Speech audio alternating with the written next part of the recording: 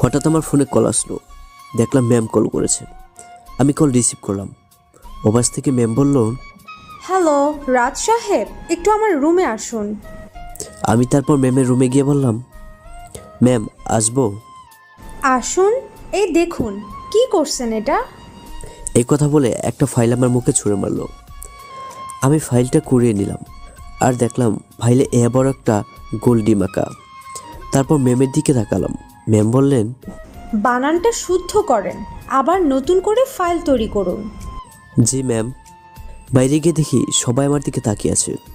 আমি মাথা নিচু করে ফাইলটা রেডি করছি। ও, এখন আমার পরিচয়টাই তো দেয়া হয়নি। আমি রাজু, 20 টাকা বেতনের চাকরি করি আর প্রতিদিন ম্যামের বকা খাই। পরের দিন হঠাৎ অফিসে বস এলো, মানে ম্যামের বাবা। এসেই আমাকে তার রুমে ডাকলেন। একটা সমস্যা হয়েছে, তার মুখ দেখে বোঝা যাচ্ছে। আমি বললাম, স্যার আসবো? আমাকে থেকে বস বললেন, আয় বাবা আয়। বসের কথা শুনে আমার চোখ উপরে উঠে গেছে। আমি বললাম, জি বস বলুন। তুই রফিকের ছেলে না? বস, কিন্তু আপনি কিভাবে চিনেন? তোর বাবা আমার বন্ধু। আজকে তোর বাবার সাথে দেখা হলো, তোর কথা জিজ্ঞাসা করতে বলল। তুই নাকি এই অফিসে চাকরি করছিস? তুই এতদিন বললি না তুই রফিকের ছেলে?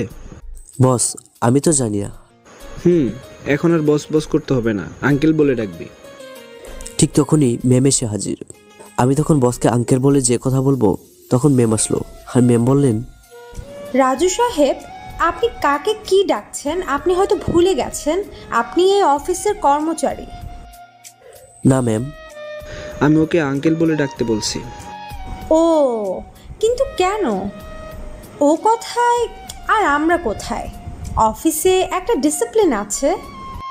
মানি, আমাকে ডিসিপ্লিন শিখাতে আসিস না, যাও এখন। তখন ম্যাম রাগী লোক নিয়ে গসগস করে চলে গেল। আমি বললাম, হ্যাঁ আঙ্কেল, কেন আমাকে ডেকেছিলেন? আপনাকে দেখে তো মনে হচ্ছিল আপনি খুব ক্লান্ত। হ্যাঁ, আমি একটা ব্যাপারে খুব চিন্তিত। এখন যাও, আবিদ সাহেবকে বলো যাও 2টায় মিটিং অ্যারেঞ্জ করতে। জি আঙ্কেল। সবাই মিটিং রুমে যাচ্ছি। ঠিক তখন ম্যাম একটা গোলাপি শাড়ি পরে আমার সামনে আসছে। আমি তো পুরাই ক্রাশ। সবাই ম্যামকে সালাম দিল। আমি অবাক হয়ে তাকিয়েছি, কোনো রেসপন্স নেই। ম্যাম আমার এই ব্যাপারটা খেয়াল করেছে। হঠাৎ ম্যাম ঠাস করে থাপ্পড় মারল। তারপর বলল, বেয়াদবির একটা লিমিট আছে। বাবাকে বলে আজকে তোর একটা ব্যবস্থা করতেছি, যাতে এই ধরনের বেয়াদবি করতে আর সুযোগ না পাস। আমি ম্যামকে বললাম, প্লিজ ম্যাম, এমন করবেন না। চাকরি না থাকলে ঘর চলবে না, খেতে পারবো না। প্লিজ এমন করবেন না। তারপর ম্যাম রাগী লোক নিয়ে মিটিংয়ে যাচ্ছে। ঠিক তখনই ম্যাম পা পিছলে দরজার সামনে পড়ে যায়। দরজা ধরে দাঁড়ানোর অনেক চেষ্টা করলো, কিন্তু তার হলো না। আমি দৌড়ে গিয়ে ম্যামকে নায়কের মতো ধরলাম। ধরার পর ম্যাম ঠাস করে আরেকটা থাপ্পড় মারলো আর বলল, ওই বেয়াদব রাস্কেল, তোর সাহস কি করে হয় আমাকে ধরতে? ছাড় আমাকে। আমি ছেড়ে দিলাম। অমনি ম্যাম নিচে পড়ে গেল আর আল্লাহরে বলে চিৎকার দিল। আর ম্যাম বলল, উত্তর বাচ্চা, তুই আমাকে ফেলে দিলি কেন? আপনি তো বললেন ছেড়ে দিতে। আমি গাল ধরে ভেতরে চলে গেলাম। ভয়ে ভয়ে আর চোখে ম্যামের দিকে তাকাচ্ছি। তাকিয়ে দেখি ম্যাম আমার দিকে রাগী লোক নিয়ে তাকিয়ে আছে। মনে হচ্ছে ম্যাম আমাকে আস্ত গেলে খাবে। একটু পর বস আসলো। সবাই দৌড়ে দাঁড়ালাম। বস বললেন, কয়েকদিন যাবৎ দেখতেছি আমাদের অর্ডার পেতে সমস্যা হচ্ছে। আমাদের অর্ডার অন্য কেউ নিয়ে ফেলছে, এর কারণ কি? মিটিং রুম থেকে একজন বললেন, স্যার, আমাদের পণ্য ডিজাইন তারা কপি করে এই অর্ডারগুলো নিচ্ছে। কিভাবে কপি করবে আমাদের পণ্য? স্যাম্পল তো আমাদের ওয়েবসাইটে থাকে। মিটিং রুম থেকে আরেকজন বললেও, তা তো বুঝতেছি না। তোমাদের সবার কি মনে হয়? বুঝতে পারছি না। তোমরা সবাই কি করতেছো, কিভাবে কি হচ্ছে তাও তোমরা খোঁজ নিতে পারছো না। আমি বসকে বললাম, স্যার আমি কিছু বলবো। বলো। তখন ম্যাম বলল, ওই, তুমি কি বলবে? তুমি ব্যবসায় কি বুঝো? রিয়া, তুমি তো সব বোঝো, তাহলে এর কারণ বের করতে পারছো না কেন? এটা দেখে আমি আর হাসি থামাতে পারি নাই। একটু হেসে দিলাম। বস ম্যামকে অপমান করেছে। উফ, কি যে ভালো লাগছে। তখন বস বলল, কি হাসছো কেন রাজু? না, এমনি। বলো তোমার কি মনে হয়? স্যার, আমার মনে হচ্ছে কেউ আপনাদের অফিসিয়াল সাইট হ্যাক করেছে, যার কারণে আমাদের পণ্যের সব সেল তারা সহজে পেয়ে যাচ্ছে। হতে পারে, তোমার কথা উড়িয়ে দেওয়ার মতো না। তারপর কয়েকজনকে বলে দিল, দায়িত্ব দিল ওয়েবসাইট হ্যাক করেছে কিনা তা চেক করতে। তখন ম্যাম বলল, স্যারকে না কি বলছে, আপনি তাতে সায় দিয়ে দিচ্ছেন? বর্তমানে হ্যাক অসম্ভব। একটু খতিয়ে দেখতে তো অসুবিধা নাই। একটু পর মিটিং শেষ হলো, সবাই ফ্রেশ হয়ে লাঞ্চ করতে যাচ্ছে, তাই আমিও লাঞ্চ করতে যাচ্ছি। তখন ম্যামের ডাকে আমি বললাম, ম্যাম আসবো? আসো। জি ম্যাম, বলুন। তুমি নিজেকে কি মনে করো? কই ম্যাম, কি মনে করব? একদম নেকামি করবে না। তোমার সাথে বাবার এত কি সম্পর্ক যার কারণে আমাকে সবার সামনে অপমান করছে তোমার জন্য? আমার সাথে স্যারের কিছু না। যাও এখন কাজে। ঘড়ির দিকে তাকিয়ে দেখি লাঞ্চের টাইম শেষ। আমার লাঞ্চ করার হলো না, তাই কাজ করছি। প্রতিদিন ম্যাম লাঞ্চ টাইম হলে একটা না একটা বাহানা দিয়ে ওনার রুমে দিয়ে যায়, আর আমার লাঞ্চ টাইম শেষ হলে তারপর যেতে বলে। আমার বুঝতে বাকি রইল না, উনি সব মিলিয়ে আমার উপর প্রতিশোধ নিচ্ছে। পরের দিন সকালে অফিসে আসলাম, কাজ করছি প্রায় 11টা। দেখি বসের কল, তাও আমার পার্সোনাল নাম্বারে। আমি কল রিসিভ করে বললাম, হ্যালো, আসসালামু আলাইকুম বস। ওয়ালাইকুম আসসালাম। তুমি কই এখন? আমি তো অফিসে। আঙ্কেল, কেন, কি হয়েছে? তারপর বাইক নিয়ে বের হলাম। যেখানে গেলাম দেখি সব লোক এক জায়গায় জড়ো হয়ে আছে। আমি এর ভেতরে গেলাম, আর দেখে তো নিজেকে আর কন্ট্রোল রাখতে পারছিলাম না। দেখি ম্যাম গাড়ির নিচে পড়ে আছে। আমি যখনই ম্যামকে তুলতে যাব, তখনই ম্যাম ঠাস করে আমার গালে একটা থাপ্পড় মারলো আর বলল,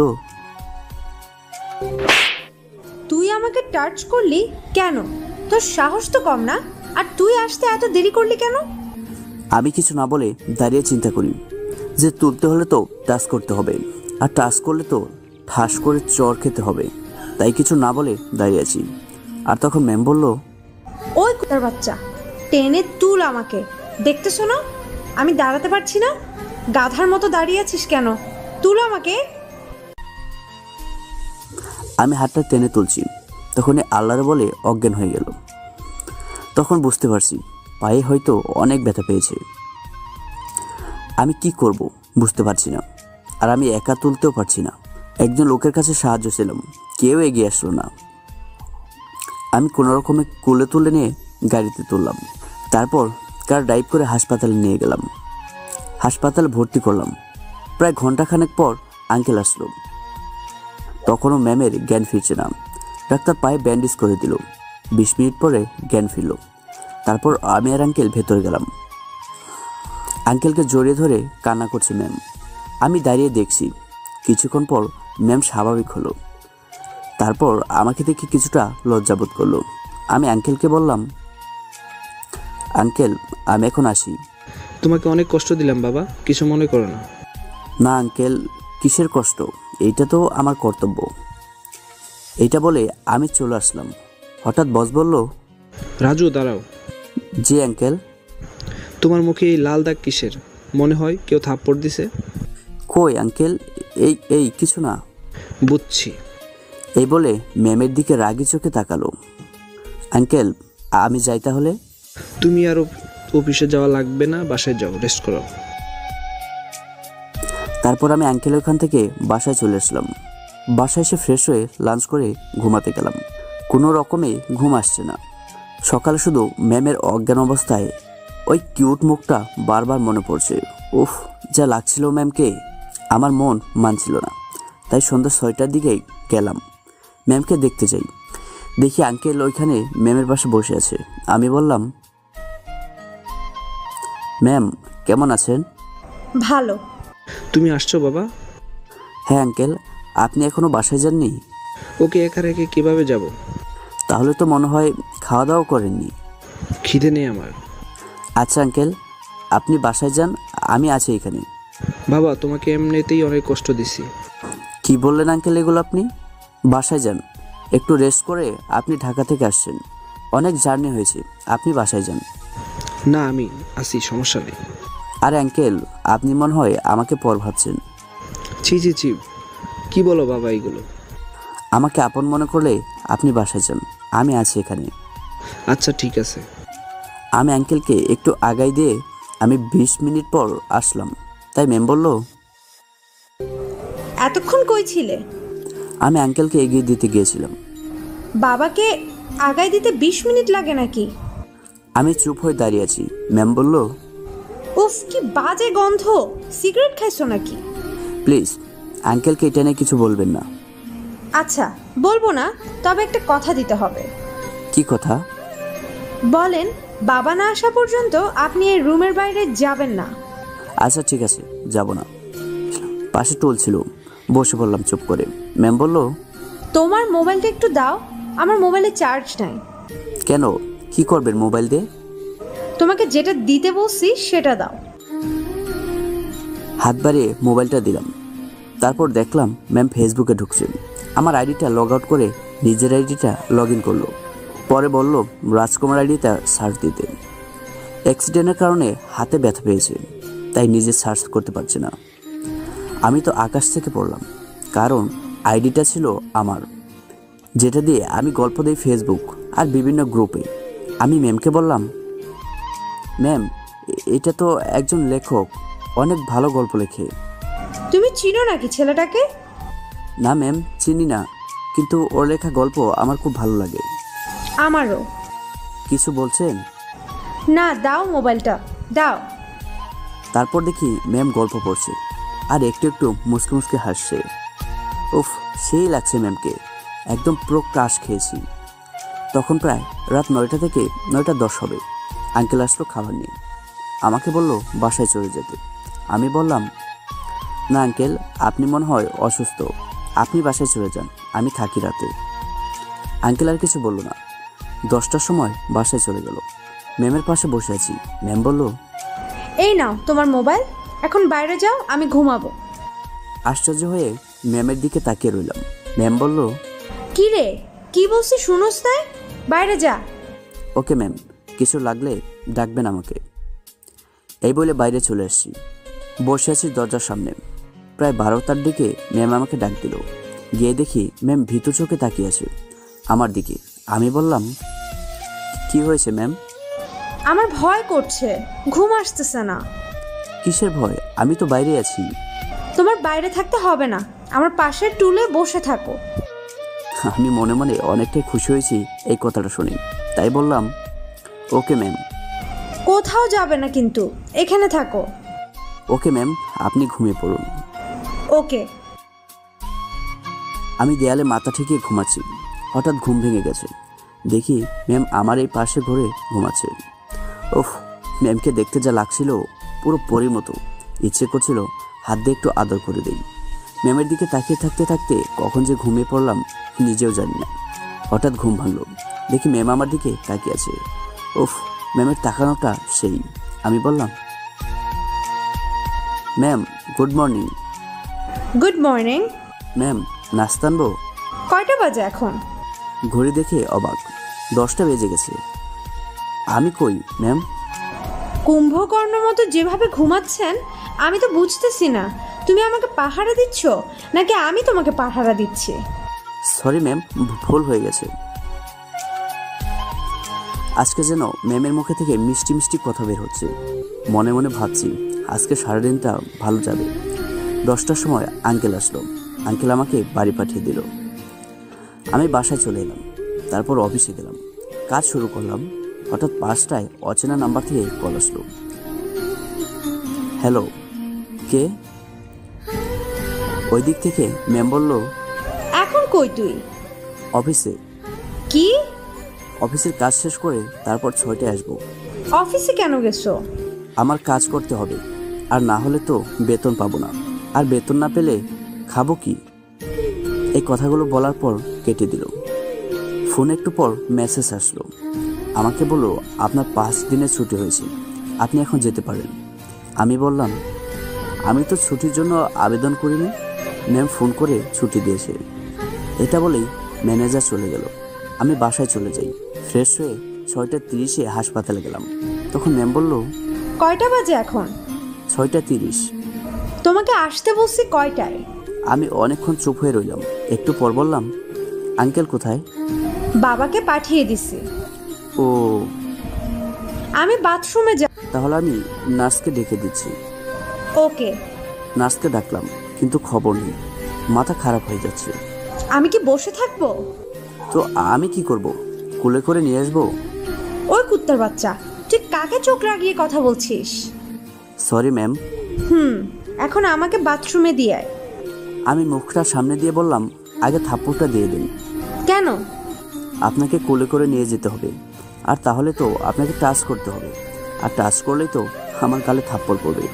তাই আগে থেকেই মুখে একটা বসিয়ে দিন। তাহলে নে। এই বলে আলতো করে হাতটা মুখে ছুঁয়ে দিল। আমি বুঝতে পারলাম না থাপ্পড় দিল নাকি আদর করলো। যাই হোক, পরে দেখা যাবে।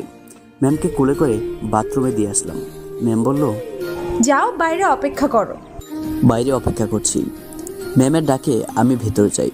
তারপর ম্যামকে বেডে এনে শুয়ে দিলাম। ম্যাম বলল, যাও, নাস্তা করে আসো, টাকা আছে। আছে, আমি তো ফকির না। ভালো। বাইরে গেলাম, নাস্তা করে সিগারেট খেয়ে তারপর হাসপাতাল আসলাম। আসার পর ম্যাম বলল, আবার সিগারেট খেয়ে আসছো? Sorry ma'am. ওকে, আর যেন ভুল না হয়। আপনি আরাম করেন, আমি বাইরে থেকে ঘুরে আসি। কোথাও যেতে হবে না। Okay ma'am. তারপর আমি ম্যামকে কমলা, আঙ্গুর খেতে দিলাম, কারণ সন্ধ্যায় ওষুধ আছে। এর মাঝে আঙ্কেল চলে এসছে। আমি বাসায় চলে যাচ্ছি। এমন সময় ম্যাম ডাক দিল। আমি গেলাম আর বললাম, ম্যাম কিছু বলবেন? তোমার শার্টে ময়লা পরিষ্কার করে ফেলো। ও হ্যাঁ, আমি তো খেয়াল করি নাই। তারপর পরিষ্কার করে আমি বের হলাম। 4টার দিকে একটা কল আসলো। মোবাইল বের করে দেখি ম্যামের নাম্বার থেকে কল। তাই রিসিভ করে বললাম, হ্যালো ম্যাম, কেমন আছেন এখন? ভালো। তুমি কি 5টার দিকে আসবে? হ্যাঁ আসবো। কেন ম্যাম? না, তুমি যদি আসো তাহলে বাবাকে বাসায় পাঠিয়ে দিতাম, তাই। হ্যাঁ, আঙ্কেলকে পাঠিয়ে দেন, আমি 5টায় চলে আসবো। এই বলে ফোনটা কেটে দিলাম। তারপর চিন্তা করে দেখলাম, আসলে ম্যাম একটু রাগী হলেও মনটা সরল। আমাকে ছোট লোক আরও কিছু বলে বকাঝকা করে, কিন্তু পরে আবার ভালো ব্যবহার করে। আমি ম্যামকে যতবার দেখি ততবারই মনে হয় ক্রাশ খাই। বরাবর 5টার দিকে হাসপাতালে গেলাম। রুমের সামনে গিয়ে বললাম, ম্যাম আসবো? এত দেরি কেন হলো আসতে? কই ম্যাম, দেরি হলো? দেরি নয় তো কি? কয়টা বাজে খবর আছে? ম্যামের মোবাইলে দেখি 5টা 20। এইবার আমি আমার মোবাইলটা বের করলাম, দেখি 5টা 3। মাথায় কিছু ঢুকছে না। ম্যামকে কি বলবো? ম্যাম বলল, কি হলো, কথা বলো না কেন? আসলে ম্যাম মোবাইলে এখন 5টা 3 বাজে। কই দেখি। আমার মোবাইলটা ম্যামের কাছে দিলাম। তারপর ম্যাম আমার মোবাইলের টাইমটা ঠিক করে দিল। আমি ম্যামকে বললাম, ধন্যবাদ ম্যাম। ঠিক মতো একটা কাজও করতে পারো না। একটু পর নার্স এসে খাবার দিল। ডাক্তার নাকি ডেকেছেন। তারপর আমি ডাক্তারের কাছে গেলাম, গিয়ে বললাম, আসতে পারি? বসুন। রোগী কি হয় আপনার? উনি আমার অফিসের ম্যাম, বসের মেয়ে। এখন উনি সুস্থ আছেন, কালকে বাসায় নিয়ে যেতে পারবেন। খুশি হব নাকি কান্না করব বুঝতে পারছি না। পরে আমি বললাম, আচ্ছা ঠিক আছে ডাক্তার সাহেব। এখন আপনি আসতে পারেন। রুম থেকে বাইরে যাওয়ার পর বুকে কেমন যেন ব্যথা অনুভব করলাম। ম্যামকে বাসায় নিয়ে গেলে আমি আর দেখতে পারবো না। এর জন্যই মনটা খারাপ করে ম্যামের রুমের দিকে এগোচ্ছিলাম। তখন ম্যাম বলল, কি বললো ডাক্তার? কালকে আপনাকে বাসায় নিয়ে যেতে পারবো, এটা বলেছে। যাক বাবা, বাঁচা গেল। এই বন্দি জীবন ভালো লাগে না আর। পাশের টুলে বসে পড়লাম। ম্যাম বলল, কি মন খারাপ? না এমনি। আমার হাতে না রাখে পাশে থাকা ওষুধের কৌটাটা নিচে পড়ে গেল। আমি তুলতে যাব, আর তখনই ম্যাম কৌটাটা তুলতে আসলো। ব্যাস, খেলাম মাথায় মাথায় বাড়ি। তারপর ম্যাম আমাকে দিল থাপ্পড় আর বলল, উফ, দেখে চলতে পারো না? এক হাতে গাল, অন্য হাতে মাথা ধরে বসে আছি। রাগের মাথায় মুখে বলেছি, পানা ভেঙে হাত যদি ভাঙতো তাহলে ভালো হতো, আর আমার এত থাপ্পড় খেতে হতো না। আমার কথা শুনে রাগী মুখ দিয়ে আমার দিকে তাকালো। তারপর দেখি ম্যাম অনেক জোরে জোরে হাসছে। ব্যাপারটা বুঝতে পারলাম না। ম্যামকে জিজ্ঞাসা করলাম, হাসছেন কেন? ম্যাম বলল, আপনি হাসছেন কেন? তবে হাসিটা ক্রাশ খাওয়ার মতো। যতবারই দেখি ততবারই ভালো লাগছে। ম্যাম বলল, গালে আর মাথায় এখনো কি ব্যথা আছে? আমি খেয়াল করলাম আমি এখনও গালে মাথায় হাত দিয়েছি। আমি কিছুটা লজ্জা পেয়ে হাতটা নামালাম। তারপর ম্যাম বলল, এই তুমি কি বলেছিলে আমার হাত ভাঙতে? আপনি তো থাপ্পড় দিয়ে দিয়ে তো আমার গালের অবস্থা লাল করে ফেলেছেন। উল্টাপাল্টা করলে তো মার খাবেই। আমি জন্মের পর এত মার খাইনি যা আপনি কয়েকদিনই দিলেন। জন্মের পরে খাও নাই তো এখন খাচ্ছ আর কি? রাগ করে কিছু না বলে রুমের বাইরে চলে এলাম। একটু পর ম্যাম ডাকছে। আমি রাগ করে ভিতরে যাচ্ছি। আর প্রায় 3-4 বার ডাক দিয়েছে। পরে দেখি চুপ হয়ে গেছে। পরে কি না কি ভেবে আমি রুমের দরজাটা খুলে ভেতরে গেলাম। গিয়ে যা আমি দেখলাম তা দেখার জন্য আমি একদম প্রস্তুত ছিলাম না। আমি দেখি ম্যাম রুমের সুইচ বোর্ডের নিচে বসে আছে। দৌড়ে গিয়ে ম্যামকে বললাম, ম্যাম আপনি এখানে কেন? তোমাকে তো ডাকলাম, তুমি তো ব্যস্ত। Sorry ma'am. তারপর ম্যামকে ধরে আবার বেডে শুয়ে দিলাম। পরের দিন ম্যামকে বাসায় নিয়ে যাওয়ার জন্য সব কিছু রেডি। আঙ্কেল কার নিয়ে এসছে। আমি আর আঙ্কেল ম্যামকে ধরে তুললাম। 30 মিনিটের ভেতরে ম্যামের বাসার সামনে চলে আসলাম। আমি আর আঙ্কেল ম্যামকে ধরে কার থেকে নামালাম। তারপর ম্যাম বলল, আমি আর হাঁটতে পারছি না, পায়ে ব্যথা করছে। তাহলে রুমে কিভাবে যাবেন? তুমি দিয়ে আসবে? আঙ্কেলের দিকে তাকালাম। আঙ্কেল বললেন, আচ্ছা তুইও ওকে আস্তে আস্তে করে নিয়ে আয়। ম্যাম আস্তে আস্তে হাঁটুন, আমি ধরছি। বলছি না আমি হাঁটতে পারছি না। তাহলে কি কোলে করে নিয়ে যাব? তাই করো। আমি তো অবাক। যে মেয়ে টাচ করলে থাপ্পড় দিত সেই বলছে কোলে করে নিয়ে যেতে। ম্যাম বলল, আরে কি হলো, কোলে নিয়ে চলো, আর দাঁড়িয়ে থাকতে পারবো না, তাড়াতাড়ি করো। তারপর আমি কোলে তুলে নিয়ে ওনার রুমে নিয়ে আসলাম। তারপর আমি আঙ্কেলের সাথে দেখা করে চলে আসলাম। 10 দিন পর ম্যামে অফিসে জয়েন করলাম। এই 10 দিনের মধ্যে ম্যামের সাথে দেখা হয়নি, তবে ফোনে 2-1 বার কথা হয়েছে।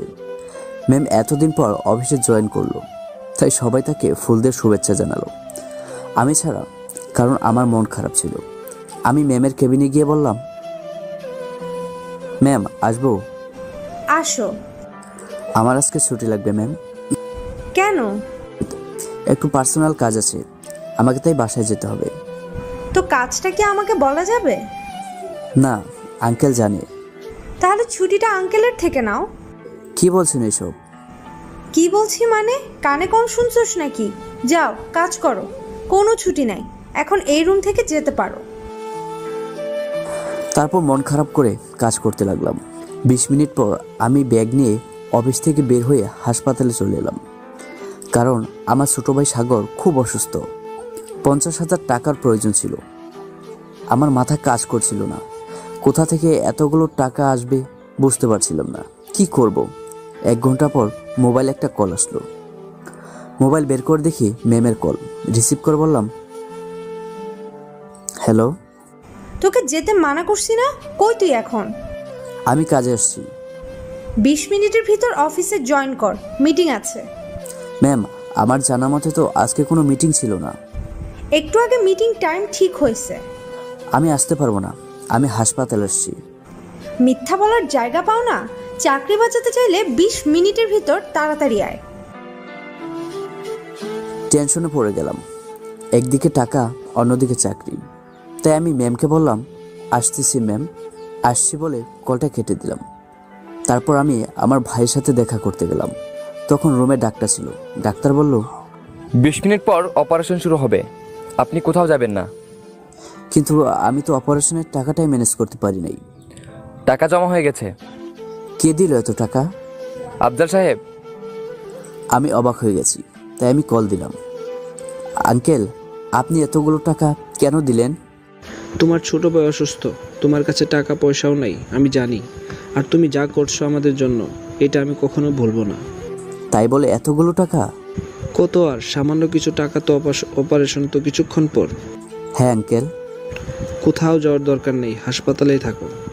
ম্যাম যে বললো মিটিং আছে। এইটা আমি সামলে নেব। আচ্ছা আঙ্কেল, ঠিক আছে। ফোন কেটে দিলাম। আমি আর অফিসে গেলাম না।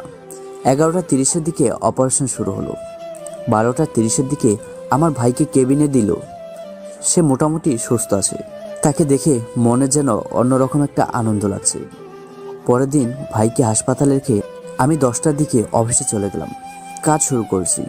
10:30-এ ম্যাম এসে আমার কেবিনের সামনে দাঁড়িয়ে ম্যাম বলল, কাল এতবার বলার পরও মিটিং অ্যাটেন্ড করো নাই কেন? ম্যাম আমি হাসপাতালে ছিলাম। ম্যাম একটা থাপ্পড় মারলো আর বলল, আবারও মিথ্যে কথা। অফিসের ডিসিপ্লিন বলতে কিছু আছে।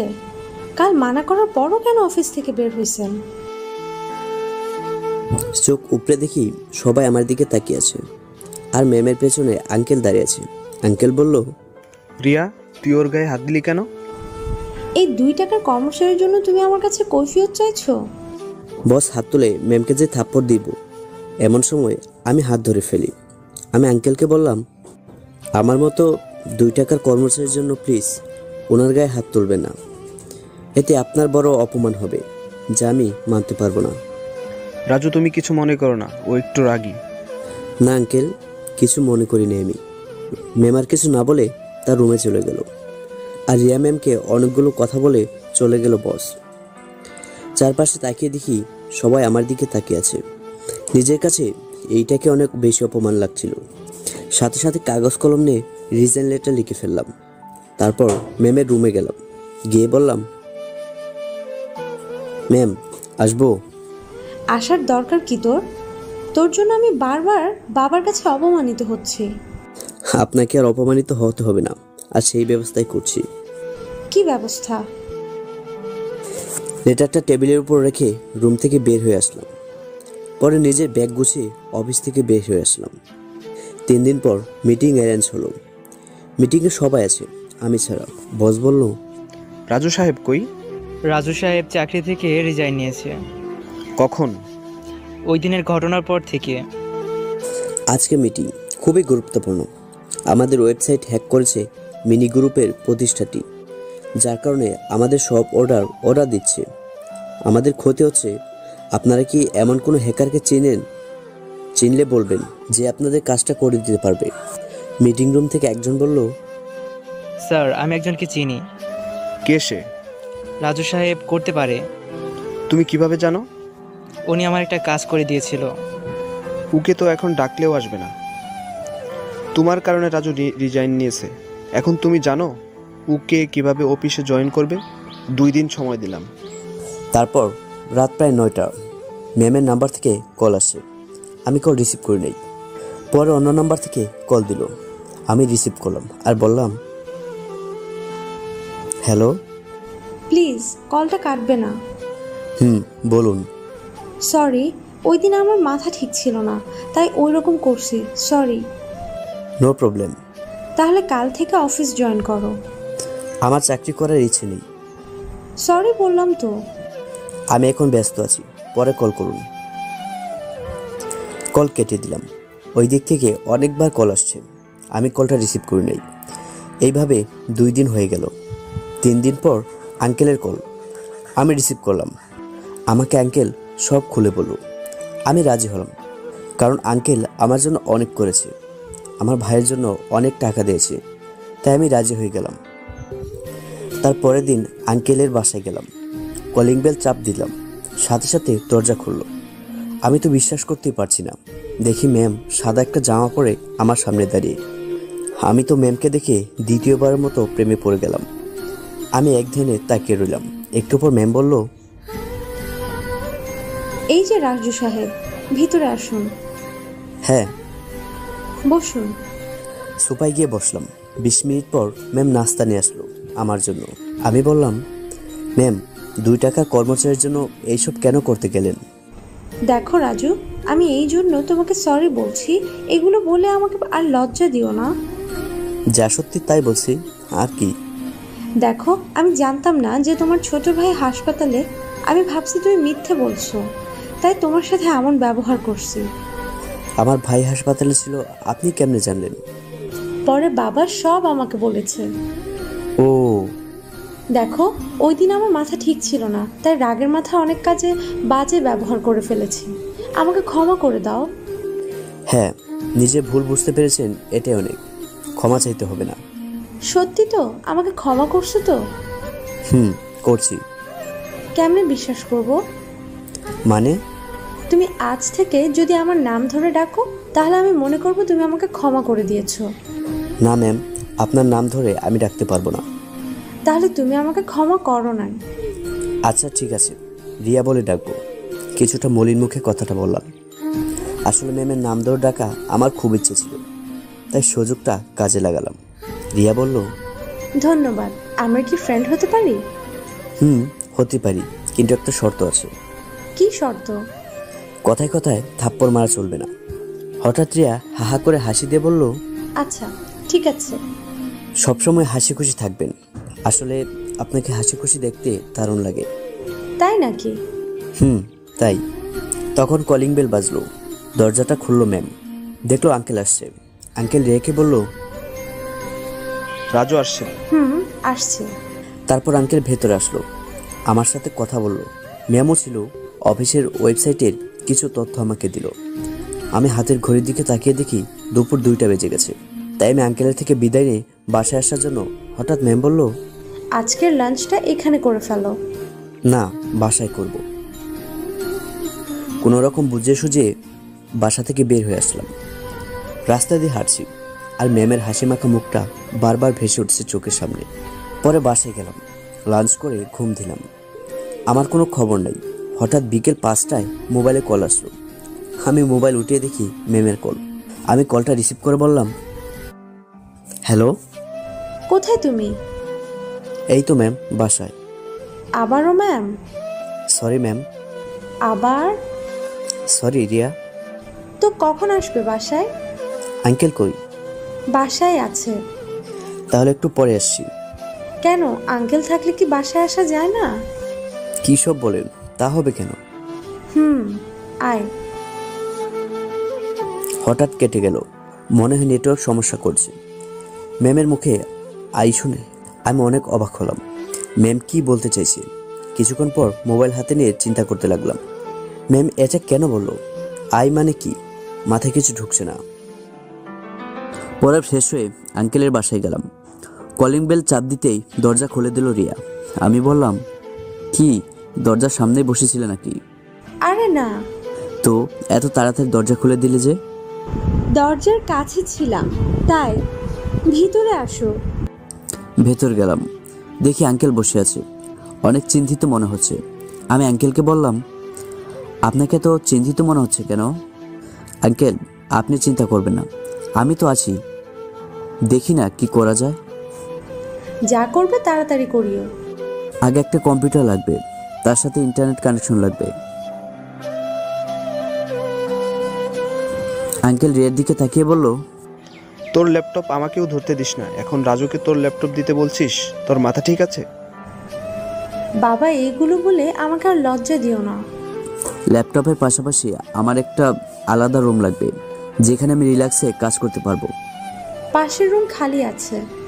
ওকে, তাহলে আমাকে সব কিছু এনে দেন, আমি এখন কাজ শুরু করব। 10 মিনিটের ভেতরে রিয়া আমার প্রয়োজনীয় সব জিনিসপত্র রুমে দিয়ে আসলো। আমি রুমে ঢুকে সব কিছু সেটিং করে নিলাম। তখন রাত প্রায় 8টা। আমি হ্যাকিংয়ের জন্য প্রয়োজনীয় অ্যাপগুলো ডাউনলোড করে কাজ শুরু করে দিলাম। তখন হঠাৎ রিয়া আসলো আর বলল, আসবো? পেছনে তাকিয়ে বললাম, আরে আসুন, পারমিশনের কি প্রয়োজন? নেন, আপনার জন্য কফি নিয়ে আসলাম। ধন্যবাদ, বসুন। আমি তখন হ্যাক করার জন্য HTML কোড টাইপ করছি খুব দ্রুত। তখন দেখলাম রিয়া আমার দিকে একদিনে তাকিয়ে আছে। তাই আমি বললাম, কি হলো, এইভাবে তাকিয়ে আছো কেন? যে ছেলে অফিস ফাইলে বানান ভুল লেখে, সেই ছেলে আজকে নির্ভুল HTML কোড লিখছে। একটু পর আঙ্কেল আসলো, ডিনার করার জন্য ডাকছে। আমি হাতের ঘড়ি দেখি 10টা বেজে গেছে। আমি আঙ্কেলকে বললাম, 20 মিনিট পর কাজ শেষ করে আসছি, এই কাজটা শেষ করে নিই। আমিও 20 মিনিট পর আসতেছি। একটা ফাইল আপলোড দিয়ে ডিনার করতে যাচ্ছি। তখন দেখি রিয়া আমার দিকে একদিনে তাকিয়ে আছে। তাই আমি রিয়াকে বললাম, কি হলো, কিছু না, চলেন ডিনার করে আসি। আমরা সবাই একসাথে ডিনার করে আমি সবার প্রথমে চলে আসলাম ডিনার করে। তারপর বাথরুমে গিয়ে সিগারেট ধরলাম। সিগারেট খেয়ে বের হয়ে দেখি রিয়া টুলে বসে আছে। তাই আমি রিয়াকে বললাম, কখন আসলেন? একটু আগে সিগারেট খাচ্ছিলে। না মানে হ্যাঁ। এইগুলো কিন্তু একদম ভালো না। আর খাবো না, এই বলে আমি আমার কাজ শুরু করে দিলাম। আমি দেখলাম রিয়া বাইরের দিকে তাকিয়ে আছে। তাই আমি রিয়াকে বললাম, বাইরে কি আছে যে এইভাবে তাকিয়ে আছেন? চাঁদ দেখছি। ও মা, চাঁদ দেখার কি আছে? এটা তো প্রতিদিনই দেখি। প্রতিদিনের চাঁদ আর আজকের চাঁদ আলাদা। কেমন আলাদা? আজকের চাঁদকে মনে হচ্ছে সে আমার মতো একা। কি বলেন, আপনি একা? নিজের দোষে একা হয়েছি। কেন? যে আমার বন্ধু হয়ে বিপদের সময় থেকে ছিল, তাকে আমি বারবার অপমান করে শত্রু বানিয়ে দিলাম। কে সে? কেন জানেন না? আমি চুপচাপ হয়েছি। রিয়া আবার বলল, কথা বলেন না কেন? কি বলবো? আমি কার কথা বলছি তুমি জানো না? জানি। কার কথা? আমার কথা। সরি, আমাকে ক্ষমা করে দিও। তুমি বিশ্বাস করবে কিনা জানি না, তোমাকে অপমান করার পর না আমি শান্তিমতো ঘুমাতে পারছি না। আমি কোনো কাজ ঠিকভাবে করতে পারছি না। চোখের সামনে তোমার মুখটা ভেসে উঠছে, মনে হচ্ছিল আমি কাছের কিছু হারিয়ে ফেলছি। প্লিজ রাজু, আমাকে ক্ষমা করে দাও। আমি সত্যিই তোমাকে খুব খুব হঠাৎ করে আমি বলে উঠলাম, কাজ হয়ে গেছে, ওয়েবসাইট ঠিক হয়ে গেছে। কই দেখি। এই তো। তো যেটা বলছিলাম। কি বলছিলেন?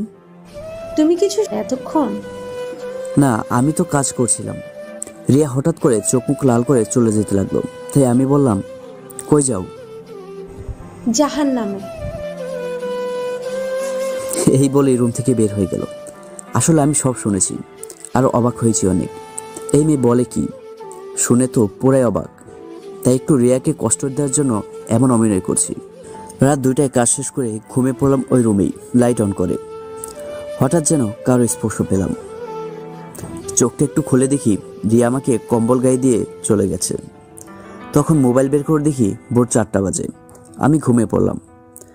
পরের দিন সকাল 8টায় রিয়া ডাক দিল। চোখ খুলে দেখি রিয়ার মুখ। ওফ, যা লাগছে না রিয়াকে দেখতে। তার ভেজে চুলের শ্যাম্পুর সুবাস যেন আমাকে পাগল করে দিচ্ছে। হঠাৎ রিয়া বলে উঠল,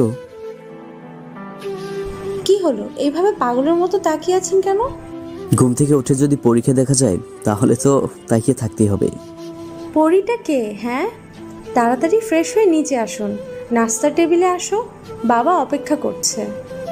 এই বলে রিয়া চলে যাচ্ছে। ইচ্ছে করছে পেছন থেকে হাতটা ধরে জড়িয়ে ধরি। রিয়া চলে গেল। আমি ফ্রেশ হয়ে নিচে আসলাম। আঙ্কেল বলল, good morning Raju. Good morning. কাজটা হয়েছে? কেন, ম্যাম কিছু বলেনি? কই না তো। কাল রাতে ওয়েবসাইটটা ঠিক করে ফেলেছি। দেখলাম আঙ্কেল একটা বড় স্বস্তির নিঃশ্বাস ফেললো আর বলল, ধন্যবাদ বাবা তোমাকে, তুমি না থাকলে কি যে করতাম। আঙ্কেল কি যে বলেন এসব। হঠাৎ দেখলাম রিয়া নাস্তা নিয়ে আসছে। তারপর রিয়া আমাদের নাস্তা দিল। আঙ্কেল আমি নাস্তা খেতে শুরু করলাম। রিয়া আমার বিপরীতে বসে আছে, আমার দিকে একদিনে তাকিয়েছে। তাই আঙ্কেল বলল রিয়াকে, কি করছো রিয়া? রাস্তা না করে বসে আছো কেন? পরে করব বাবা। এখন করে নিন। তোমরা করে নাও। এই বলে আবারও রিয়া আমার দিকে তাকিয়ে আছে। আমি আর আঙ্কেল নাস্তা শেষ করে বাসা থেকে বের হয়ে গেলাম। আঙ্কেল অফিসে যাচ্ছে। আমি আমার বাসার দিকে রওনা দিলাম। ঠিক তখনই রিয়ার ফোন দিল। আমি ফোনটা রিসিভ করে বললাম, হ্যালো। 10 মিনিটের মধ্যে আমার বাসায় আসো। টেনশনে পড়ে গেলাম, কি হলো আবার রিয়ার। আমি একটা রিক্সা নিয়ে রিয়ার বাসায় গেলাম। আমি দরজার সামনে গিয়ে কলিং বেল দিলাম। একটা মহিলা এসে দরজা খুলে দিল। তারপর আমি ভেতরে যেতেই হঠাৎ রিয়া আমার সামনে এসে দাঁড়ালো। আমি তো হঠাৎ রিয়াকে দেখে ভয় পেয়ে গেছি। কি হলো এটা? কি হবে? এইভাবে সামনে আসলে কেন? কেন, সমস্যা? কি বলছো? আমার আবার কি সমস্যা হবে? আমার দিকে তোমার হাতটা বাড়াও তো। হাতে কি? হাতটা দেখুন। দেখে তো আমি অবাক। আমার ঘড়ি। আমি রিয়াকে বললাম, এটা কোথায় পাইছো? ভুলে রেখে গেছো। এই জন্য আমাকে কল দিয়ে ডাকতে হবে? হ্যাঁ, এইটার জন্য ডাকছি। আমি তো ভাবছি কি না কি। তুমি কি ভাবছো? আমি তো ভাবছি থাক, কিছু না, এখন যাই। কাল ঠিক সময়ে অফিসে চলে আসবে। হুম। এই বলে আমি বাসায় গেলাম। বাসায় গিয়ে লাঞ্চ করলাম, তারপর ঘুমিয়ে পড়লাম। ঘুমের রাজ্যে রিয়াকে নিয়ে স্বপ্ন দেখছিলাম। উফ, যা লাগছে না রিয়াকে। হঠাৎ ক্রিং ক্রিং শব্দে আমি মোবাইল তুলে দেখি রিয়া কল করেছে, তাই রিসিভ করলাম আর বললাম, হ্যালো। কি এখনো ঘুমাও নাকি? হুম, কেন? ফ্রেশ হয়ে আমার বাসায় আসো। কেন? বাসায় একা ভালো লাগছে না, তোমাকে নিয়ে ঘুরতে যাব। ওকে, ঠিক আছে, আমি আসছি। তারপর কল কেটে দিয়ে তখনই নাগিন ডান্স দিতে লাগলাম। কিছুক্ষণ পর ফ্রেশ হয়ে রিয়ার বাসায় গেলাম। গিয়ে দেখলাম রিয়া একটা নীল শাড়ি পরে আছে, যা লাগছে না। উফ, আবারও ক্রাশ খাইলাম। মন চায় গিয়ে একটু জড়িয়ে ধরি। তারপর রিয়াকে নিয়ে ওদের গাড়ি নিয়ে বের হলাম। ড্রাইভ রিয়া করছিল। আমি রিয়াকে বললাম, আমরা কোথায় যাচ্ছি? চুপ থাকো, আমি যেখানে নিয়ে যাচ্ছি সেখানে যাবে। আমি আর কিছু বললাম না। কিছুক্ষণ পর রিয়া বলল, এই তো চলে আসছি। এটা তো শিশু পার্ক। তো এইখানে যাবে? হুম, এখানে যাব। আমরা কি শিশু নাকি? প্রেমে পড়লে সবাই একটু শিশু হয়ে যায়। বোঝা না বোঝার ভান করে বললাম, মানে? কিছু না, এখন নামো। হুম। মনের মধ্যে তখন কি যে ভালো লাগছে, রিয়ার সাথে ঘুরবো। এমনিতেও রিয়া আমার ক্রাশ। তার ভেতরে এই কয়েকদিন ওর সাথে মিলামিশি করে আমাকে আরো দুর্বল করে দিয়েছে। হঠাৎ রিয়া বলল, এই যে, কি চুপ করে দাঁড়িয়ে থাকবে নাকি? ভিতরে যাবে? হুম, চলো। ভেতরে গিয়ে দেখি সবাই পাশাপাশি বসে কথা বলছে। আমি তাদের দিকে তাকিয়েছি। তখন রিয়া বলল, কি তাকিয়ে আছো কেন ওইদিকে? আমি ওই কাপড়গুলোকে শুনিয়ে বললাম, এটা কি শিশু পার্ক নাকি? হুম, শিশু পার্ক তো। কেন, নাম দেখোনি?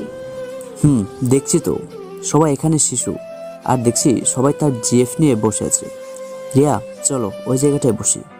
হুম, চলো। আমার প্রিয় জায়গা এটা। মানে, তুমি আগে এইখানে এসেছো? হুম, মন খারাপ হলেই এই জায়গায় এসে বসে থাকতাম। ও, তো এত জায়গা থাকতে এই জায়গায় কেন বসতে? এই জায়গায় আছে কি এমন? আগে তো বসো, তারপর বুঝবে কি আছে এই জায়গায়। হুম, চলো বসি। দুজনে পাশাপাশি বসলাম। আমি চুপ হয়ে একটা গাছের দিকে তাকিয়ে আছি। হঠাৎ রিয়া বলল, এই যে, কোথায় হারিয়ে গেলে? কিছু বলছো না কেন? তুমি বলছো না এইখানে কি আছে? ওই গাছটার দিকে তাকাও। 5 মিনিট নীরব হয়ে তাকিয়ে থাকো, দেখো কিছু বুঝতে পারবা। ধুর, এত তাকিয়ে থাকতে পারবো না। কি আছে তুমি বলো?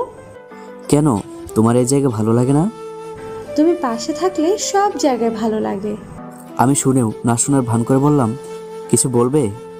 না, এই জায়গায় পরিবেশটা খুব সুন্দর, শান্ত একদম। এই জন্যই তো আমি ওই কাপলদের তাড়িয়ে দিয়েছি। তারা প্রাকৃতিক সৌন্দর্য না দেখে অন্য কিছুতে ব্যস্ত। আমি দেখলাম রিয়া আমার পাশে একটু চেপে বসলো আর বলল, দেখলাম দুইটা গাছ একসাথে পেঁচিয়ে কিভাবে উপরে উঠছে, যেন মনে হচ্ছে একজন আরেকজনকে ছেড়ে যেতে চাইছে না। এতক্ষণে তাহলে চোখ পড়লো? তুমি কি এইটাই দেখাতে চেয়েছিলে? হুম। তো এই জায়গায় কেমন লাগছে তোমার কাছে? খুব খুব ভালো, ঠান্ডা বাতাস, মনোরম পরিবেশ। আমি রিয়ার দিকে তাকিয়ে আছি। বাতাসের চুলগুলো উঠছে। ও আমার কাছে বসছে, যে কারণে চুলগুলো আমার মুখের উপর পড়ছে। রিয়া আমার দিকে তাকিয়ে কিছুক্ষণ চুপ করে রইল। রিয়া তারপর বলল, কি ব্যাপার, এমন করে তাকিয়ে আছো কেন আমার দিকে? না না, কিছু না। আমার দিকে তাকিয়ে আছো আমি দেখলাম। আচ্ছা ঠিক আছে, বাদ দাও। এটা বলো, তোমার কি কেউ আছে, এমন কেউ? কে থাকবে? মানে কাউকে পছন্দ করো? রিয়া হা হা করে হাসি দিয়ে বলল, কারো প্রেমে পড়েনি কোনোদিন? না না, প্রেম কি আমি বুঝি না। তাই ভালো। কি ভালো? কিছু না। কেন, তোমার নেই মনের মানুষ? আছে। কে সে? সময় হলে জানতে পারবে, এখন বলা যাবে না। এখন বললে কি হবে? এখন না। তাকে প্রেম নিবেদন করেছো? হুম, একদিন আবেগের বশে প্রেম নিবেদন করেছিলাম। তো গ্রহণ করেছে? আমি জানি সে আমার কথাই বলছে। না, কেন? কারণ সে অন্য কাজে ব্যস্ত ছিল, তাই আমার কথাটা শুনেনি। তো এখন আমার সাথে যে ঘুরতে আসো, সে যদি কিছু মনে করে? করলে করুক, তুমি তো আমার খুব কাছের ফ্রেন্ড। কতটুকু কাছের? যতটুকু কাছে থাকলে যা ছাড়াই যায় না, ততটুকু কাছের তুমি। কি বলছো এসব? রিয়া আমার হাতটা ধরে বলল। সত্যি বলছি রাজু। রিয়া আমার হাত ধরার সাথে সাথে শিহরিত হয়ে উঠি। আমি নীরব, রিয়ার দিকে তাকিয়েছি এইভাবে অনেকক্ষণ দুজনে নিশ্চুপ। একটু পর আমি আর রিয়া দুজনকে নড়ে বসলাম, আর পেছনে তাকালাম। দেখি বাদাম নিলাম 20 টাকার। এক প্যাকেট নিয়ে রিয়া ওর পকেটে দিচ্ছে, আমি ওর হাতে দিচ্ছি। হাতে হাত লেগে গেল, তাই আমি বললাম, তুমি নাও আগে। না, তুমি নাও আগে। নিলাম। রিয়া মনে মনে বলল, পাগল, তোকে সে সুন্দর লাগছে। অগোছালো জীবনে আর কি আশা করা যায়? রিয়া বলে উঠল, দেখো তো, ওই কাপল জুটিটা খুব সুন্দর না? আমি মনে মনে ভাবছি, আমরা তো একটা জুটি। আমি পেছনে তাকিয়ে বললাম, কবে যে তুমি আমার হবে? তখন রিয়া বলল, কিছু বলছো? আমি তো কিছু বলি নাই। চলো উঠি, সন্ধ্যা হয়ে আসতেছে। এই বলে রিয়া উঠে যাচ্ছে।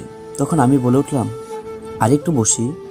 তুমি চাইলে সারাক্ষণ বসে থাকতে পারবো। কিছু বলছো? না। আচ্ছা, এই সুন্দর প্রকৃতির মাঝে তোমার কি করতে ইচ্ছে করে? প্রিয় মানুষটাকে জড়িয়ে ধরে আদর করতে ইচ্ছে করে। ছি, এইখানে এসব করে নাকি? একটু আগে তাহলে ওই কাপলগুলো কি করলো যে আমরা তো আর সেটা করতে যাচ্ছি না? আমরা মানে? সরি, আমরা বলে ফেলছি। চলো উঠি। তোমাকে একটা কথা বলার ছিল। বলো, কি বলবে? বলছিলাম, তুমি কিছু মনে করবে না তো? না, কিছু মনে করব না। আমাকে 1 প্লেট ফুচকা খাওয়াবে? আমি একটু রাগীভাবে বললাম। এইটা বলার জন্য এত আমতা করছো? রিয়া হাহা করে হাসি দিয়ে বলল, আর কি আশা করছো? কিছু না, মনে মনে বলছি, আমাকে এইভাবে হতাশ করা, এর প্রতিশোধ কালকে নেব অফিসে। কি বিড়বিড় করছো? না, কিছু না, চলো। এই, কই যাও? আমাকে টেনে তুলো। আমি হাত বাড়ালাম, রিয়া হাত ধরলো। কি যে একটা ফিল করলাম। তারপর টেনে তুললাম, সাথে সাথে হাত ধরে ওরে বাবার বলে একটা চিৎকার মারলাম। একটু নাটক শুরু করলাম। সাথে সাথে আমার সামনে রিয়া এসে বলল, কি হয়েছে তোমার? আমার হাত ধরে বলল, যে আটার বস্তা টেনে তুলতে হয়েছে, খবর হয়ে গেছে আমার। কি? আমি আটার বস্তা? হ্যাঁ।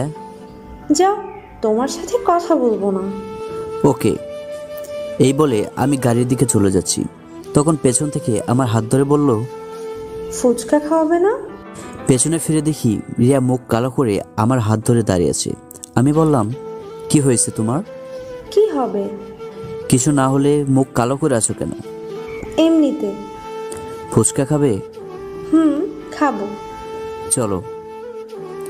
তারপর দোকানে গেলাম, 2 প্লেট ফুচকা অর্ডার দিলাম।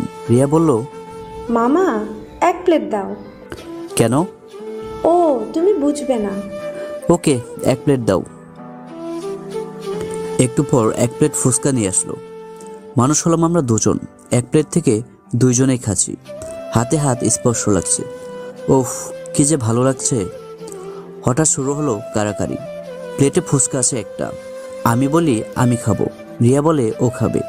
অনেকক্ষণ পর আমি রাগ করি, ঠিক আছে তুমি খাও বলে মুখটা অন্যদিকে ফিরে নিলাম। 5 মিনিট পর রিয়া বলল, আমি খাবো না, তুমি খাও। খাবো না। রিয়া প্লেটটা নিয়ে আমার একদম কাছে আসলো, মানে এত কাছে যে ওর নিঃশ্বাস আমার মুখে পড়ছে। রিয়া আমাকে বলল, খাবে না? আমি অনেকটা ভয় পেয়ে বললাম, খাবো। Good boy. রিয়া আমাকে খাইয়ে দিল। অনেকটা খাইলাম, বাকিটা রিয়াকে খাইয়ে দিলাম। তারপর রিয়া বলল, তোমার না পুরোটা খাওয়ার শখ? তোমাকে ফেলে কি করে খাই? রিয়া কিছুটা লজ্জা পেয়ে সরে দাঁড়ালো। আমি বললাম,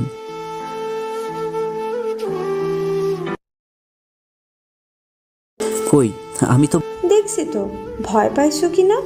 ভয় লক্ষ্মী ছেলের মতো ফুচকাটা খেয়ে নিলে।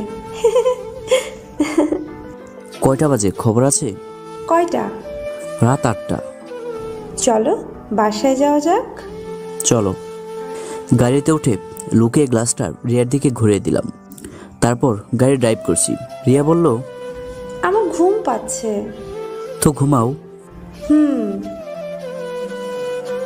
একটু পর রিয়া ঘুমিয়ে পড়েছে। ঘুমের ভেতরে রিয়াকে পুরো পরিমতো লাগছে। আমি নিজেকে কন্ট্রোল রাখতে পারছি না। ইচ্ছে করছে একটু আদর করে দেই। একটু পর গাড়ি রাস্তার পাশে দাঁড় করালাম। আমি সিগারেট খাচ্ছি। কয়েকটা টান দিতেই দেখি রিয়ার রাগি লোক নিয়ে আমার পেছনে দাঁড়িয়ে আছে। রিয়া বলল, তুমি সিগারেট খাইলে কেন? এই যে কান ধরলাম, আর খাবো না। আর যেন খাইতে না দেখি, আর যদি কোনোদিন সিগারেট খাইতে দেখি তাহলে কিন্তু। ওকে, আর বলতে হবে না, বললাম তো আর খাবো না। তারপর গাড়িতে উঠলাম। গাড়ি চলছে আপন মনে। আমি পকেট থেকে লাইটার বের করে আমার সামনের বক্সে রাখছি। তখন রিয়া আমার দিকে এসে লাইটার দিচ্ছে। তখন আমি সামনে গাড়ি ব্রেক করলাম। সাথে সাথে রিয়া আমার গায়ের উপর পড়ছে, আর রিয়ার ঠোঁট আমার ঠোঁটকে আলতো করে ছুঁয়ে গেছে। আমার পুরো শরীরে যেন বিদ্যুৎ প্রবাহিত চলছিল। একটু পর খেয়াল করলাম রিয়া আমাকে জোরে ধরে আছে। আমি বললাম, কি হলো, এইভাবে ধরে রাখবে নাকি গাড়ি চালাতে দেবে? সরি। ওকে। 20 মিনিট পর বাড়িতে চলে গেলাম। রিয়াকে বাসায় দিয়ে আমি আমার বাইক নিয়ে চলে আসলাম। পরের দিন অফিসে একটা মেয়ের সাথে আমি হাসাহাসি করছি। তখন পিয়ন এসে বলল, আপনাকে ম্যাম ডাকছে। হ্যাঁ রিয়া, ডাকছো? বাইরে মেয়েটার সাথে এত কিসের কথা? কই, এমনিতেই। ওই মেয়েটার সাথে একদম কথা বলবে না।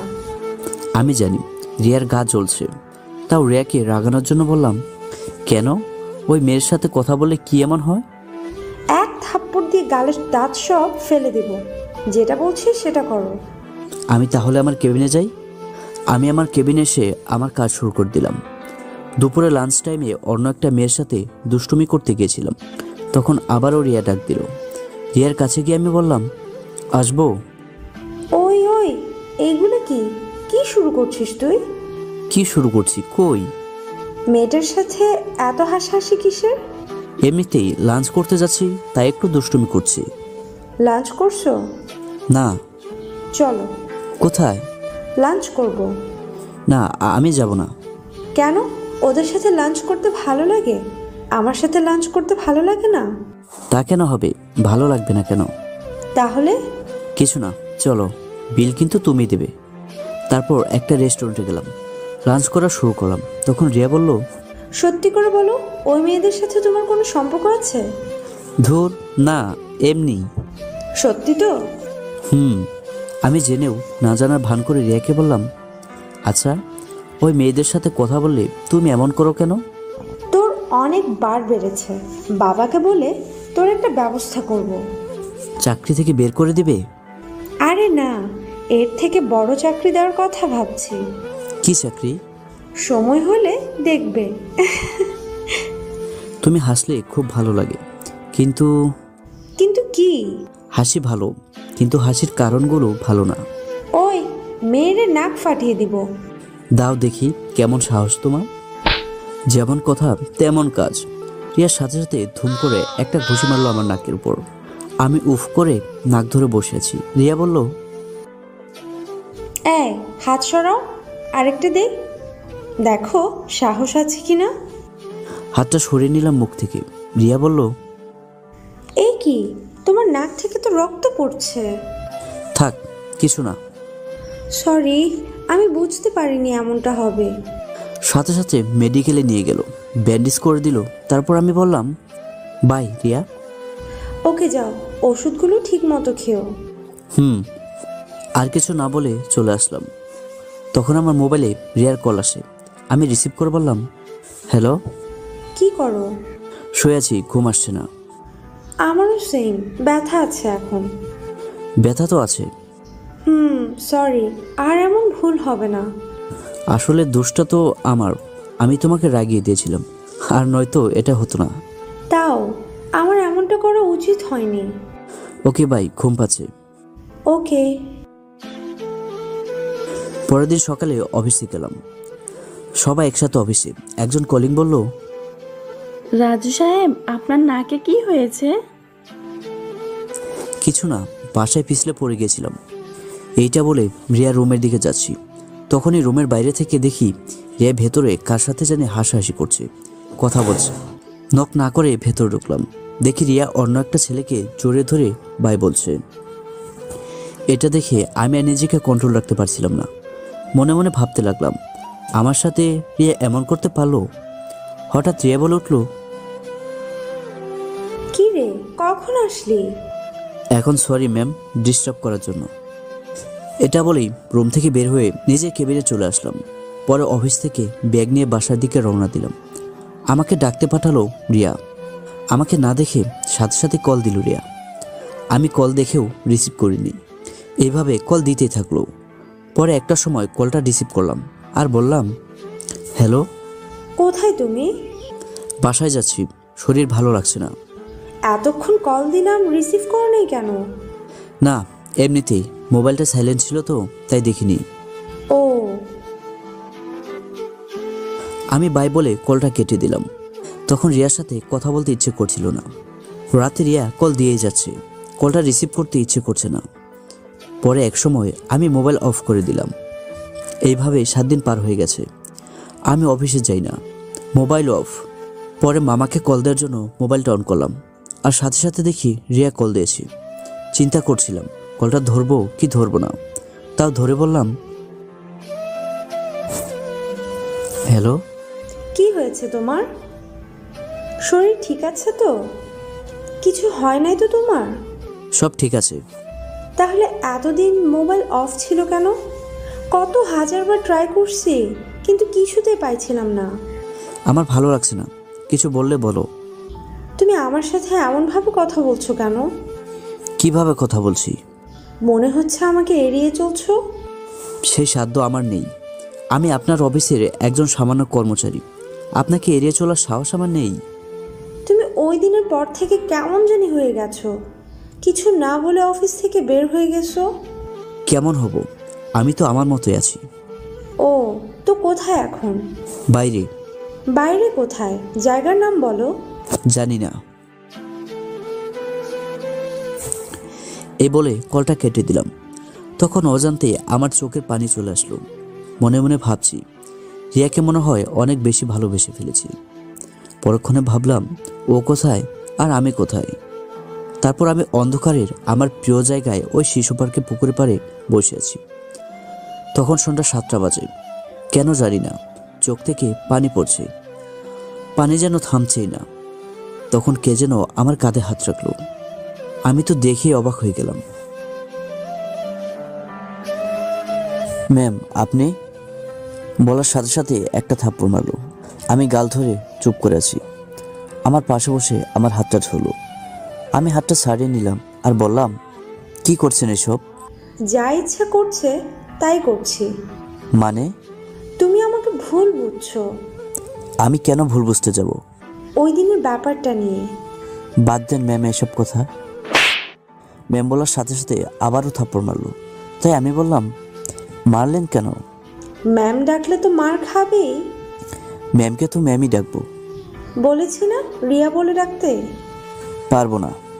ও, তো এইখানে কেন এলেন আর কিভাবে জানলেন আমি এখানে?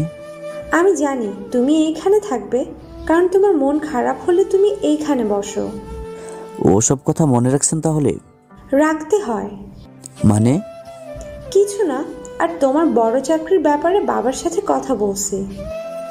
ভালো। এত বড় সুখবর দিলাম, একটা ধন্যবাদও দিলে না। আমার কাছে ধন্যবাদ দেওয়ার মতো স্টক নেই। এই বলে উঠে আসবো, তখন রিয়া আমার হাতটা ধরে বলল, কই যাও? বাসায় চলে যাব।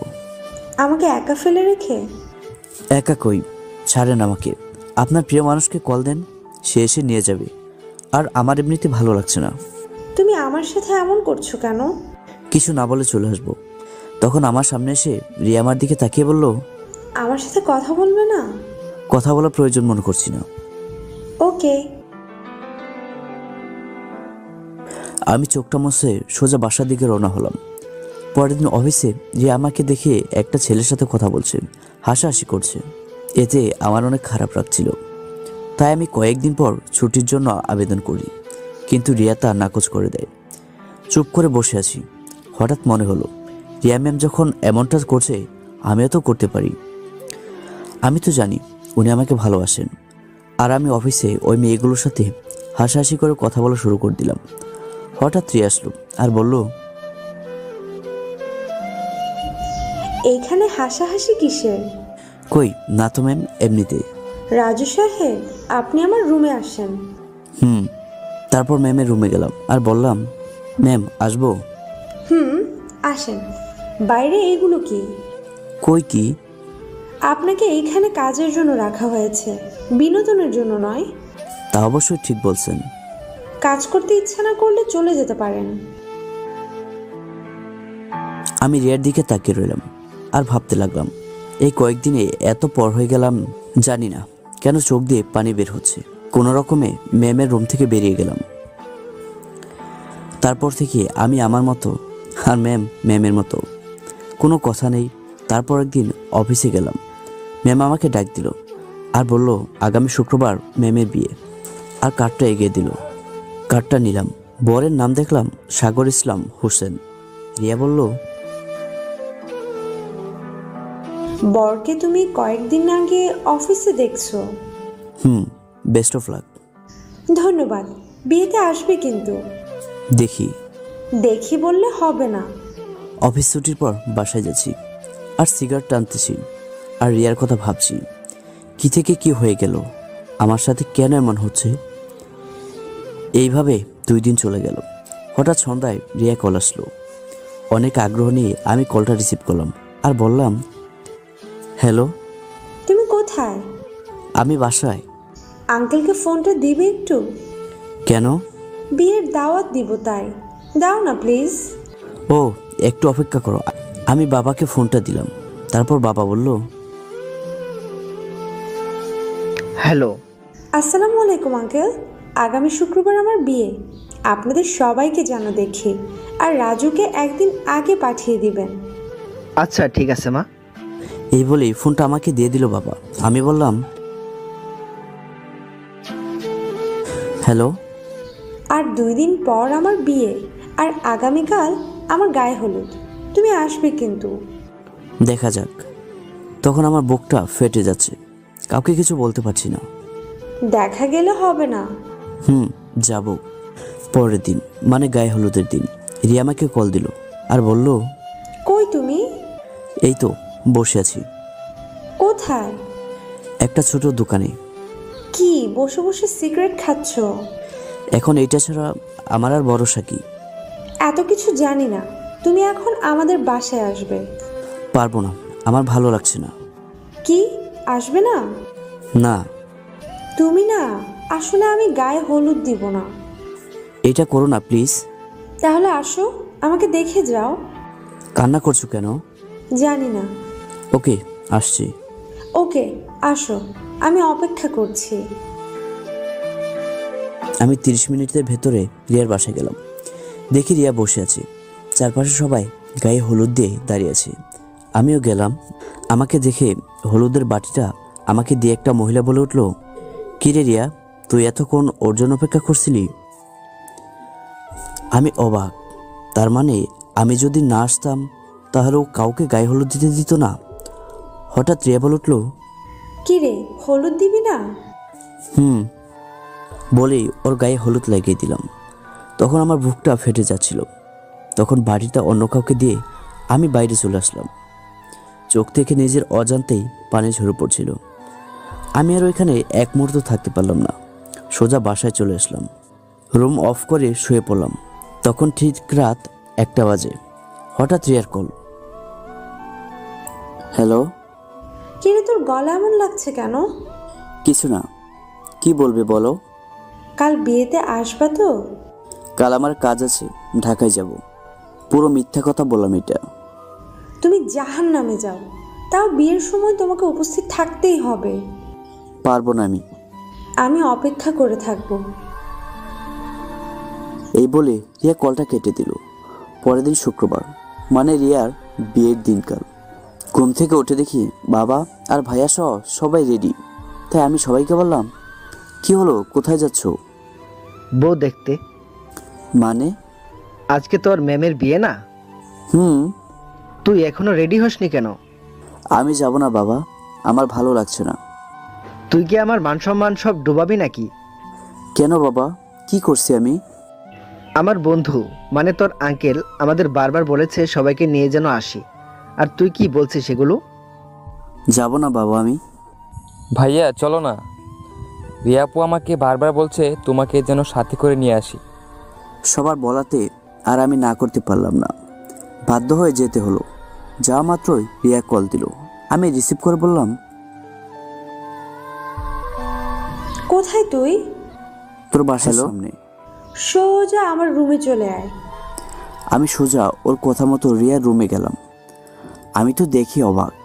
রিয়াকে দেখে মনে হলো ওপর থেকে যেন পরি নেমে এসছে। চোখ ফেরাতে পারছিলাম না। হঠাৎ রিয়া বলে উঠল, কেমন লাগছে আমাকে? খুব খুব সুন্দর। পছন্দ হয়েছে? মানে? কিছু না।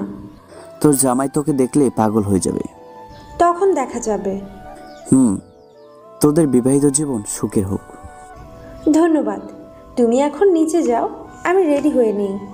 আর কোথাও যাবা না কিন্তু, তোমাকে ছাড়া আমি বিয়ে করব না। আমি মনে মনে বললাম, আমার জন্য কারো বিয়ে আটকে থাকবে না। রিয়াকে কতটা ভালোবাসি বোঝাতে পারি না। হঠাৎ চোখ দিয়ে পানি গড়িয়ে এলো। আমার চোখের পানি দেখে রিয়া বলে উঠল, কি রে, কান্না করছিস কেন? না রে, চোখে জানি কি পড়েছে। আমি পরিষ্কার দেখতে পাচ্ছি তুই কান্না করছিস। বাগানের প্রিয় ফুলটা যদি অন্য কেউ ছিঁড়ে নিয়ে চলে যায় তাহলে তো কান্না আসবেই। মানে? কিছু না বলে চোখ মুছে বাইরে আসলাম। আমার এক মুহূর্ত বিয়ে বাড়িতে থাকতে ইচ্ছে করছে না, কারণ আমি নিজের চোখে দেখতে পারবো না রিয়াকে অন্য কারো হাতে। বাইক নিয়ে বের হলাম। মাত্র 100 স্পিডে বাইক টানছি। আমার গন্তব্য কোথায় আমার জানা নেই। একটু পর খেয়াল করলাম আমার বাইকে ব্রেক কাজ করছে না। তখনই বুঝতে পারছি আজ হয়তো পৃথিবী থেকে বিদায় নিতে হবে। তখন রিয়ার মুখটা খুব মনে পড়ছে। তখন খেয়াল করলাম পকেটে মোবাইল কাঁপছে। বের করে দেখি রিয়ার কল। মোবাইলটা কানে লাগিয়ে কথা বলতে লাগলাম। হ্যালো। কই তুই? তোকে পুরো বাড়ি খুঁজে কেউ খুঁজে পাচ্ছে না। কই আসোস এখন? বাইকে আমি। তাড়াতাড়ি বাড়িতে আয়। আমি আসবো না। দেখ, রাগ করিস না। সত্যি বলতে আজকে তোর আর আমার বিয়ে। কি? সবাই জানে, তুই ছাড়া। সবাইকে মানা করছি তোকে কিছু না বলতে। কি করলি তুই এটা আমার সাথে রিয়া?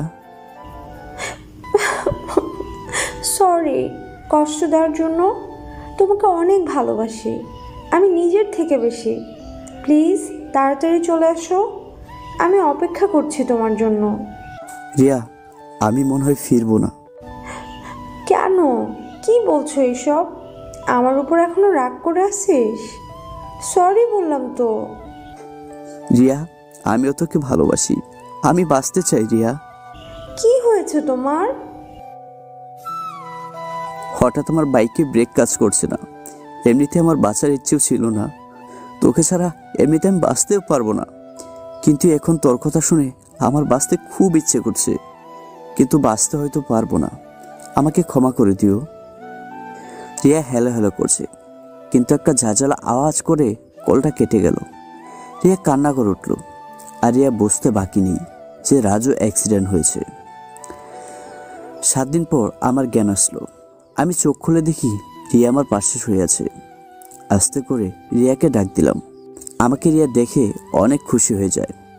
আমাকে জড়িয়ে ধরে বলল, তুমি আমাকে কোথায় ছেড়ে যেতে চাইছিলে? যেতে দিলে কই আর, বেঁচেই তো গেছি, আর মরবো না। আমি যদি সব সত্যি আগে জানিয়ে দিতাম তাহলে তোমার সাথে এরকম খারাপ কিছু হতো না। যা হবার হয়েছে। ভবিষ্যতে এমন ভুল আর করবো না। আর কখনো এমন হবে না। একটু পর আমার রুমে সবাই আসলো। সবাই আমাকে নিয়ে কৌতূহলের শেষ নেই। কেমনে কি হলো, সবার একই প্রশ্ন। সবাই আমাকে দেখে খুব খুশি হলো। সবার মাঝে দেখি আমার বাবা একপাশে দাঁড়িয়ে কান্না করছে। আমি বাবাকে বললাম, বাবা, তুমি কেমন আছো? আমার কথা কে ভাবে? কি বলছো বাবা? আমার কথা ভাবলে কি আর এগুলো করতে পারতি? আমি আর কোনো কথা বললাম না। তখন রিয়া বলল, এখন তোমরা সবাই বাইরে যাও, ওর সাথে আমি কিছু কথা বলবো। সবাই বাইরে চলে গেল। ভেতরে আমি আর রিয়া। আমি বলে উঠলাম, I love you. I hate you. আমি কিন্তু আবার চলে যাব রিয়া। হঠাৎ কিছু না বলে আবার জড়িয়ে ধরে আই লাভ ইউ টু বলল।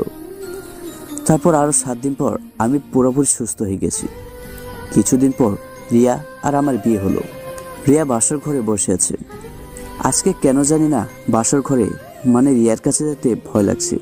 তাই ছোট ভাই আমার সাথে আমার রুম পর্যন্ত আসলো।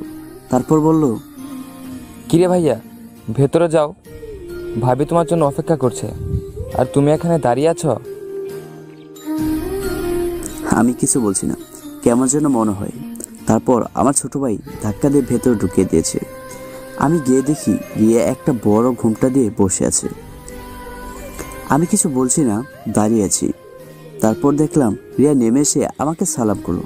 আমি ওকে তুলে বললাম, সবাইকে বুকে নেই, তাই আমি বুকে নিলাম না, কারণ সবাই যেটা করে সেটা আমার ভালো লাগে না। তাই আমি বললাম, স্বামী সংসার নিয়ে সুখী হোমে দোয়া করে দিলাম, সারা জীবন যেন স্বামীর খেজমত করতে পারো। এই কথাটা বলার পর রিয়া একটা থাপ্পড় মারলো, আর কতগুলো খুশি হায় রে আবারও নাক ফাটিয়ে দিল। আমি ব্যথা পাওয়ার অভিনয় করলাম একটু।